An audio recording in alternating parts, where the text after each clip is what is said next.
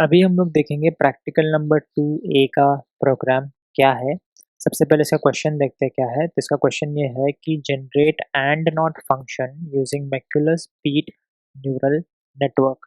ठीक है, तो ये हमारा क्वेश्चन है। इसके साथ हमें एक न्यूरल नेटवर्क का डायग्राम दिया गया है और एक ट्रुथ टेबल हमें एंड नॉट का ये जो ट्रुथ टेबल है ये दिया गया है। तो सबसे पहले देखो यहाँ पर हमें ये क्या करना है कि इस प्रोग्राम में हमें एक ट्रुथ टेबल ये जो दिया है x1 और x2। ठीक है, ये टेबल जो है ये हमारा बेसिकली हमें बता रहा है कि हमें क्या इनपुट देना है। जैसे x1 में, यहाँ पर x1 में अगर आप इनपुट देते हो 0, ठीक है, और x2 में भी अगर आप इनपुट देते हो 0, तो आपको y में भी क्या आना चाहिए, 0 आना चाहिए। बेसिकली ट्रुथ टेबल ये बोल रहा है। अगर आपने x1 दिया है 0 और x2 अगर आपने दे दिया है 1, तो भी आपका आउटपुट क्या आना चाहिए, 0। x1 अगर 1 है, x2 अगर 0 है, तो y कितना आना चाहिए, 1। तो x1 अगर 1 है, x2 अगर मेरा यहाँ पर 0 है, तो मेरा आउटपुट होना चाहिए 1। ठीक है, और अगर दोनों ही 1 1 है तो मेरा आउटपुट होना चाहिए 0। तो ऐसे हमें एक ट्रुथ टेबल दिया है एंड नॉट के लिए, और ये हमारा ये डायग्राम है बेसिकली न्यूरल नेटवर्क का। तो इस प्रोग्राम में हमें करना क्या है, हमें एक ऐसा प्रोग्राम लिखना है पाइथन का जिससे हम ये वाला जो चीज़ है ये इम्प्लीमेंट कर सकें। यानी कि हम x1 और x2 का वैल्यू अगर देंगे तो 0 0 देंगे तो ये सारे वैल्यूज मुझे आना चाहिए। लेकिन इसमें एक चीज़ मिसिंग है। क्या मिसिंग है, देखो जैसे हमें x1 और x2 का वैल्यू पता है, ठीक है, लेकिन हमें w1 और w2 ये जो वेट है, ये वेट का वैल्यू हमें नहीं पता, ये वेट हमें नहीं दिया गया है। ठीक है, तो अब हम कैसे कैलकुलेट कर सकते हैं, क्योंकि y कैलकुलेट करने के लिए हमें ये वेट तो चाहिए होगा, तभी तो हम इसको कैलकुलेट करेंगे। ठीक है, तो यहाँ पर हमें 2 केस बनाने पड़ेंगे। ठीक है, सबसे पहला फर्स्ट केस क्या होगा, देखो जो मेरा फर्स्ट केस होगा, केस नंबर 1, वो क्या होगा, वो होगा मेरा जो W1 एंड W2 जो है आर एग्जिटरी होगा। ठीक है, एग्जिटरी मतलब, इसका मतलब ये कि W1 और W2 दोनों का ही वैल्यू मैं क्या कंसिडर करूँगा, 1 कंसिडर करूँगा। ठीक है, इसी को बोलते हैं एग्जिटरी वैल्यू लेना, यानी कि 1 वैल्यू मैंने दोनों का ही लिया। अब अगर मैंने, अब यहाँ पर अगर देखो W1 और W2 अगर 1 है, तो फिर मैं इजीली कैलकुलेट कर सकता हूँ। ठीक है, अब देखो मैं इसको कैलकुलेट करके आपको बताता हूँ। तो ये देखो, ये मैंने सारा y का जो वैल्यू है ये मैंने कैलकुलेट कर लिया। ठीक है, अब इसमें मैंने कैसे कैलकुलेट किया है ये सब कुछ, ये सारा वैल्यू कैसे कैलकुलेट किया, सबसे पहले मैंने क्या किया, ये 1 और 1, x1 का वैल्यू 1, x2 का वैल्यू 1, और W1 और W2 का वैल्यू तो हमें पता ही है 1। ठीक है, तो ये सब मैंने यहाँ पे वैल्यू डाला तो मुझे आउटपुट में क्या आया, 2 आया। लेकिन अगर 1 और 1 है तो आउटपुट में क्या आना चाहिए था, 0 आना चाहिए था, लेकिन मेरा आउटपुट में क्या आया, 2 आया। वैसे 1 और 0 के लिए देखो, 1 और 0 के लिए मेरा आउटपुट क्या आया, 1, 1 और 0 के लिए मेरा आउटपुट आना चाहिए था 1। हाँ, ये सही है। फिर 0 और 1, तो 0 और 1 के लिए जब मैंने कैलकुलेट किया तो मेरा आउटपुट आया 1, जबकि 0 और 1 के लिए मेरा आउटपुट आना चाहिए था 0। जब दोनों ही वैल्यू 0 है तो मेरा आउटपुट आ गया 0, जो कि सही है। यानी कि ये जो मेरा आउटपुट आया है, ये आउटपुट सही नहीं है। ठीक है, जैसा मुझे चाहिए था, क्योंकि मुझे चाहिए था 0 0 1 0 ऐसे चाहिए था मुझे। लेकिन ये जो है मेरा 2 आ गया, एक वैल्यू मेरा सही आया है, बाकी गलत आया है, ऐसा हो गया ये, करेक्ट? तो इसका मतलब क्या है? इसका मतलब ये है कि मैं W1 और W2 का वैल्यू जो है वो 1 1 नहीं ले सकता हूँ। क्यों नहीं ले सकता? क्योंकि मेरा आउटपुट देखो मैच नहीं हो रहा है। ठीक है? अच्छा, क्या इसमें मैं कोई कंडीशन लगा सकता हूँ क्या? जैसे मैंने बताया था, Y में जो इनपुट जाता है वही Y में आउटपुट हम नहीं देते। हम यहाँ पर वैल्यू जो है वो चेंज भी कर सकते हैं, यानी कि उसको प्रोसेस भी कर सकते हैं। ठीक है? क्या मैं यहाँ पर ऐसा कंडीशन लगा सकता हूँ क्या कि Y का वैल्यू अगर मेरा ग्रेटर देन 1 है, तो ही मैं इसको कंसिडर करूँगा या फिर नहीं कंसिडर करूँगा? ऐसा मैं नहीं कर सकता, क्योंकि मेरा यहाँ पे 2 वैल्यू है जो कि 1 है। ठीक है? अब इसको मैं और अच्छी तरह से समझाता हूँ। देखो, ये एक हो गया मेरा केस 1, ठीक है? केस 2 मैं एक और लेता हूँ, तब आपको है ना ये दोनों ही केस में कंपेयर करके आपको बताऊँगा, तो आपको समझ आ जाएगा। केस 2 में मैं क्या करूँगा कि W1 का जो वैल्यू है वो मैं 1 रखूँगा, और W2 का जो वैल्यू है वो -1 रखूँगा। आप इसको कोई भी रख सकते हो, यानी कि W1 को आप -1 रख सकते हो, W2 को आप 1 रख सकते हो, चलेगा। ठीक है, इसको क्या कहते हैं? इसको कहते हैं एक्सिटरी और इनहिबिटरी, ठीक है? जैसे यहाँ पर हम 1 जब हमने लिया था इसको हमने कहा था एक्सिटरी कहा था, इसको हम इनहिबिटरी भी कहेंगे, एक्सिबिटरी और इनहिबिटरी, ठीक है? इस केस में जब वेट का वैल्यू 1 और -1 है तो क्या वैल्यू होगा, ये मैं अभी यहाँ पर कैलकुलेट करके बताता हूँ।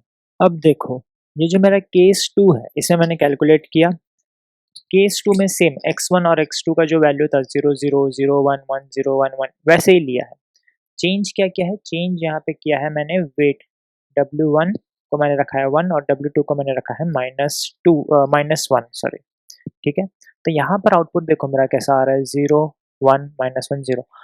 केस 2 में मैं यहाँ पर क्या कर सकता हूँ? केस 2 में मैं यहाँ पर एक कंडीशन लगा सकता हूँ। क्या कंडीशन लगा सकता हूँ? मैं कहूँगा कि y का वैल्यू अगर आपको ग्रेटर देन या इक्वल टू 1 आ रहा है ना, तो ही आप उसे एक्सेप्ट करो, यानी कि उसे 1 रखो या फिर आप उसे 0 कर दो। देखो यहाँ पर अगर इस केस में अगर मैं देखूँगा, इस केस में मुझे 1 या फिर ग्रेटर देन 1 कहाँ पे मिल रहा है? देखो ये -1 तो कंसिडर नहीं होगा, 0 भी कंसिडर नहीं होगा, ये वाला 1 वैल्यू कंसिडर होगा। तो ये 1, 0 पे मेरा 1 1 वैल्यू आएगा, बाकी सब कुछ वैल्यू क्या रहेगा?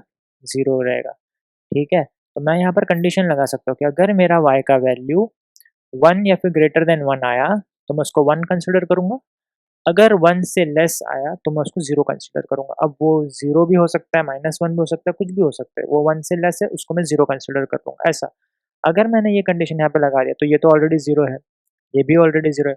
-1 को भी क्या हो जाएगा, उसको भी वो क्या कंसिडर कर लेगा? 0 कंसिडर कर लेगा, ठीक है? ये कंडीशन मैंने क्यों लगाया? क्योंकि यहाँ पे मुझे 1 चाहिए था, मुझे 1 मिल गया, अब इसको मैं हटा सकता हूँ। जो 1 से नीचे जितने भी है, सबको एज़ अ 0 कंसिडर कर लो और 1 या फिर 1 से ग्रेटर है, तो उसको 1 कंसिडर करो। तो देखो यहाँ पे 1 तो मिल ही रहा है मुझे और ये बाकी सारा वो 0 कंसिडर कर लेगा, इसीलिए ये कंडीशन यहाँ पे लगाया। क्या ऐसा कंडीशन मैं यहाँ पे लगा सकता हूँ क्या? नहीं लगा सकता हूँ, क्यों? अगर मैं ये सेम कंडीशन ग्रेटर देन 1 लगाता तो यहाँ पर गलत हो जाता, क्योंकि यहाँ पर 2 भी है और ये 1, 1 में हमें ये 1 नहीं चाहिए, 1, 1 में हमें 0 चाहिए, ठीक है? तो यहाँ पर मैंने कंडीशन लगाया, क्या कंडीशन लगाया? अगर y का वैल्यू ग्रेटर देन 1 है, तो हम उसको 1 कंसिडर करेंगे। अगर 1 से लेस है, तो उसको 0 कंसिडर कर देंगे, ठीक है? अब वो 0 भी हो, वो -1 हो, सबको हम क्या कंसिडर करेंगे? 0 कंसिडर करेंगे। सिंपल सा ये हमारा कंसेप्ट है, ठीक है? तो हम इस वाले केस के साथ काम करेंगे, 1 और -1 के साथ। अब इसका प्रोग्राम कैसे लिखेंगे?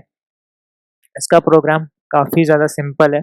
सबसे पहले मैं ड्राइव पे मैंने यहाँ पर मेरा नोटबुक ओपन है, ठीक है? तो सबसे पहले मैं यहाँ पे जाता हूँ और इसको मैं चेंज कर देता हूँ। मैंने इसको लिखा प्रैक्टिकल 2A नाम दे दिया मैंने इसको, ठीक है? अब यहाँ पे मैं मेरा प्रैक्टिकल शुरू करता हूँ। सबसे पहले कोड क्या लिखूँगा मैं? मेरा डायग्राम देखो यहाँ पर। सबसे पहले मेरे पास क्या है? मेरे पास ये इनपुट वैल्यूज़ है, ठीक है? 0, 0, 0, 1, 1, 0, 1, 1। तो मैं यहाँ पर क्या करूँगा? x इज़ इक्वल टू मैं एक लिस्ट बना दूँगा। लिस्ट के अंदर मैं क्या करूँगा? लिस्ट के अंदर मैं मेरे सारे वैल्यूज़ दे दूँगा, ठीक है? तो सबसे पहला क्या था? 0, 0 था। फिर उसके बाद क्या था? उसके बाद था मेरा 0, 1, 0, 1। फिर उसके बाद क्या था मेरा 1, 0, ठीक है? फिर उसके बाद मेरा क्या इनपुट था 1, 1। ये क्या है मेरा? ये है मेरा सारे x के वैल्यूज़ जो यहाँ पर थे 0, 0, 0, 1, 1, 0, 1, 1। ये सेम है 0, 0, 0, 1, 1, 0, 1, 1, ठीक है? ये एक। फिर उसके बाद यहाँ पर हमने क्या किया? केस 1 हमें नहीं लेना क्योंकि केस 1 में हमारा आउटपुट ही नहीं आने वाला है। केस 2 में हमारा W1 और W2 क्या है? 1 और -1, ठीक है? W1 और W2 क्या है? 1 और -1। तो यहाँ पर मैं क्या करूँगा? W1, W2 ऐसे लिख सकते हैं पाइथन में, ठीक है? तो W1 का वैल्यू है 1 और W2 का वैल्यू है -1 ऐसे। आप इसको एक ही लाइन में लिख सकते हो या फिर अगर आपको चाहिए नहीं समझ आ रहा है तो W1 इज़ इक्वल टू 1 या फिर W2 इज़ इक्वल टू -1 ऐसे भी लिख सकते हो, ठीक है? मैं प्रेफ़र करता हूँ यार कि ना कोड जो है वो ज़्यादा शॉर्ट रहे, ज़्यादा बड़ा ना हो, तो फिर मैं उसको एक ही लाइन में लिखना प्रेफ़र करता हूँ, W2, ठीक है? तो W1 का वैल्यू हो गया 1 ये। अब क्या करना है? अब हमें सिर्फ़ एक लाइन लिखना है और हमारा प्रोग्राम जो है यहाँ पर पूरा हो जाएगा, ठीक है? अब हमें क्या कैलकुलेट करना है? हमें कैलकुलेट करना है ये y, ठीक है? ये y कैसे कैलकुलेट करेंगे? देखो y इज़ इक्वल टू मैंने बनाया एक लिस्ट, ठीक है? अब इस लिस्ट के अंदर मैं क्या लिखूँगा? इस लिस्ट के अंदर सबसे पहले हम क्या कर रहे हैं?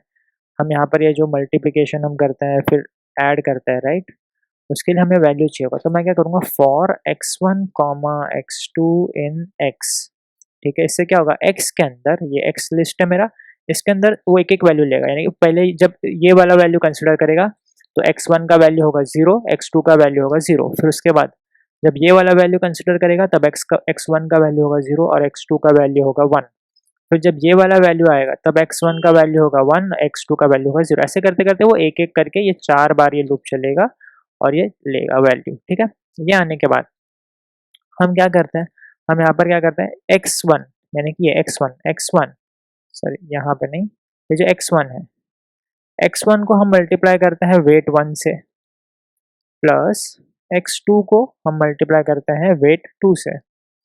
सिंपल, यही करते हैं हम लोग, जो हम लोग यहाँ पर कर रहे हैं, x1 को वेट 1 से प्लस x2 को वेट 2 से।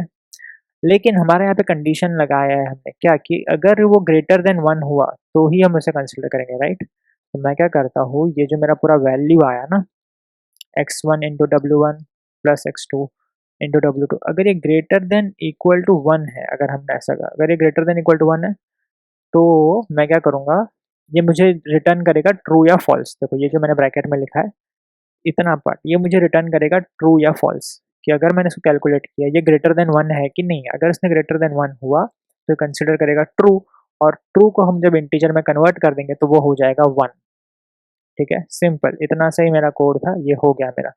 अब अगर मैं यहाँ पर प्रिंट करूँ मेरा y, कि मेरा y का वैल्यू क्या है, और इसको मैं रन करूँ, ठीक है। देखो मैंने जब इसको रन किया तो ये क्या आया मेरा, 0010, जैसा हमें चाहिए था, 0010, ठीक है। सिंपल, आई होप कि ये वाला लाइन आपको समझ आया होगा, क्योंकि सब कुछ इसी लाइन में हो गया, सारा पूरा प्रोग्राम, ठीक है। ये दोनों लाइन तो हमने सिर्फ यहाँ पे वैल्यू इनिशियलाइज किया, जो हमारा इनपुट था, जो हमारा वेट था, सारा काम इस लाइन में हो।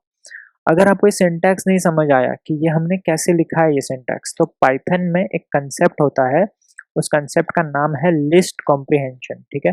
कंसेप्ट का नाम क्या है, कंसेप्ट का नाम है लिस्ट कॉम्प्रिहेंशन, ठीक है। आप इससे देख सकते हैं, मैं आई बटन पे भी एक लिंक दे दूंगा, देख लेना, इसी चैनल पर है, ये हमारा सॉफ्ट कंप्यूटिंग का प्लेलिस्ट है, आप इसे फॉलो कर सकते हैं। और हमारे चैनल पर पाइथन के भी ट्यूटोरियल्स हैं जिसमें लिस्ट कॉम्प्रिहेंशन बहुत अच्छी तरह से समझाया गया है कैसे यूज़ करता है। वो मैं नीचे डिस्क्रिप्शन में उस वीडियो का लिंक भी दे दूंगा, वो एक बार आप ज़रूर देख लेना अगर आपको ये लाइन नहीं समझ आई है हमने कैसे लिख दिया ये, ठीक है। तो सिंपल ये हमारा एक लाइन का प्रोग्राम था यार, ठीक है। अगर मुझे चाहिए तो मैं इसको प्रिंट भी कर सकता हूँ, जैसे अगर मुझे अच्छे से प्रिंट करना है, मैं यहाँ पर फॉर्मेटेड स्ट्रिंग यूज़ करूँगा। मैं यहाँ पर लिख सकता हूँ, आफ्टर एज्यूमिंग 1 वेट एज एक्सिटरी, ठीक है, एंड 1 वेट एज इनहेबिटरी,